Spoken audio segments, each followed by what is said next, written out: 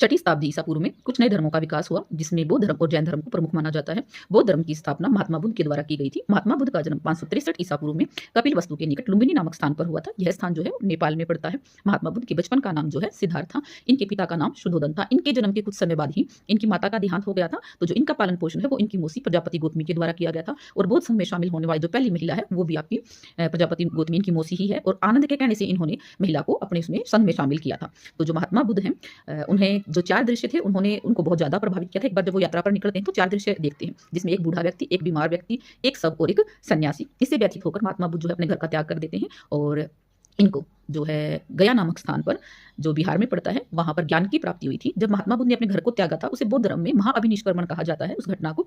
और महात्मा बुद्ध को ऋजुपालिका नदी के तट पर पीपल वृक्ष के नीचे ज्ञान की प्राप्ति हुई थी, जिसके कारण वो गया नामक स्थान बोध गया कहलाने लगा। और महात्मा बुद्ध ने अपना पहला उपदेश जो है वो 5 ब्राह्मणों को दिया था और ये उपदेश उन्होंने सारनाथ में यूपी में दिया था। इस घटना को बौद्ध धर्म में धर्मचक्र परिवर्तन कहा जाता है। महात्मा बुद्ध ने अपने साथ सबसे अधिक उपदेश जो है वो कौशल देश की राजधानी श्रावस्ती में दिए थे। महात्मा बुद्ध को जो निर्वारण है वो 483 ईसा पूर्व में उसी नगर में प्राप्त होता है। इस घटना को बौद्ध धर्म में महापरिनिर्वाण कहा जाता है। महात्मा बुद्ध का जन्म जो है वो वैशाख पूर्णिमा को हुआ था, इसलिए इस दिन को जो है बौद्ध धर्म में बहुत महत्व का माना जाता है।